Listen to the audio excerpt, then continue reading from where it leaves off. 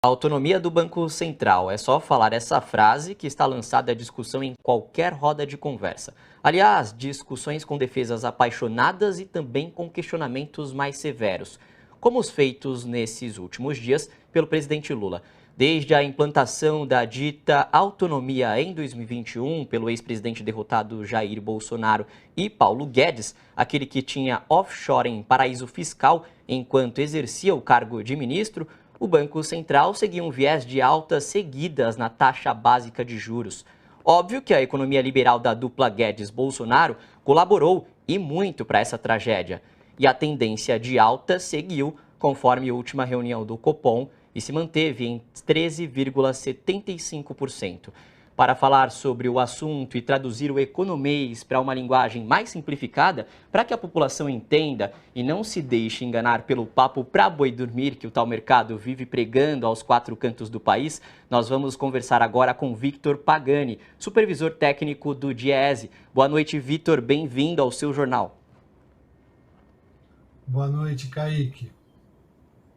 Victor, começo te perguntando a quem interessa essa autonomia do Banco Central. Autonomia para quem? E mais, de que forma a gente consegue entender as críticas do presidente Lula?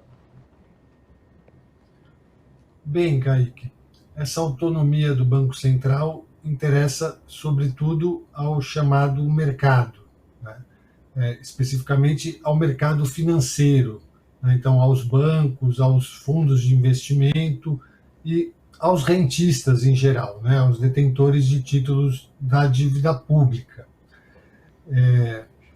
E é uma autonomia que é uma autonomia em relação ao governo eleito democraticamente, né? Então, em relação à vontade popular expressa nas urnas, né? E sobre as críticas que o presidente Lula tem feito, eu acho que primeiro fazem parte do debate democrático, né? Nós não podemos interditar o debate sobre temas econômicos, da mesma forma que o Banco Central dá opinião sobre a política fiscal, o presidente da República, o ministro da Fazenda, o ministro do Planejamento podem também dar opinião sobre a política monetária, né? E o Lula, ao criticar o atual patamar da taxa de juros, né, que é um dos mais altos do mundo e que não tem justificativa razoável em termos técnicos, econômicos, né, quando a gente considera as outras experiências do mundo, né, ele está, na verdade,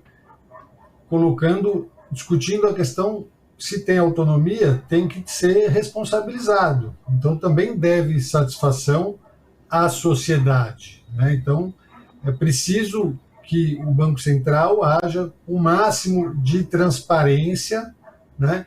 E que considere também, inclusive na lei que foi aprovada a autonomia do Banco Central, tem lá fixado, estabelecido, né, como objetivo a estabilidade monetária dos preços, mas é responsabilidade também do Banco Central garantir, né, suavizar as flutuações da atividade econômica, então contribuir, cooperar para o crescimento da economia e fomentar o pleno emprego. E a gente observa que o Banco Central olha muito mais só para a questão do cumprimento da meta inflacionária e não atenta para os outros objetivos de crescimento da economia e geração de empregos, né? Somado a isso, Kaique, o presidente Lula também tem destacado, né, que a atual inflação ela não é decorrente de um excesso de demanda, né? Ela é uma inflação causada, sobretudo, pelos efeitos, né, da pandemia e da guerra, né, entre Rússia e Ucrânia. Victor, antes dessa autonomia, já havia críticas sobre o Banco Central correr o risco de deixar de regular e supervisionar todo o sistema financeiro e, sem esse controle, né, acabar caindo nas mãos de quem deveria ser fiscalizado. Seria popularmente dizendo, a raposa tomar conta do galinheiro. Isso já acontece ou há risco de vir a acontecer? Eu acho que é sempre importante a gente cobrar, pressionar para que haja a maior transparência, né, para que não haja nenhum tipo, nada opaco na atuação e nas decisões do Banco Central, né? Então, é preciso que a sociedade fique vigilante, né, sobretudo considerando que o Banco Central agora tem autonomia, né, não está mais subordinado ao Ministério da Fazenda e à Presidência da República, é necessário que haja um controle social da ação do Banco Central, que tem efeitos que impactam a vida de todos, né?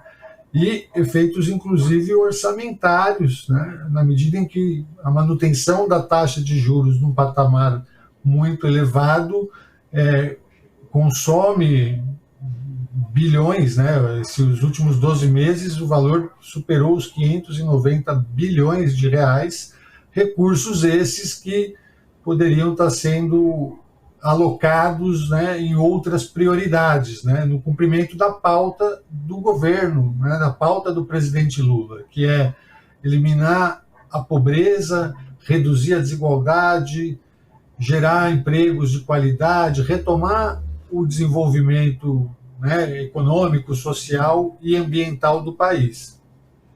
Vitor Pagani, supervisor técnico do Diese, obrigado pela participação com a gente ao seu jornal. Semana que vem tem mais. Obrigado, Kaique. Uma boa noite. Uma boa noite.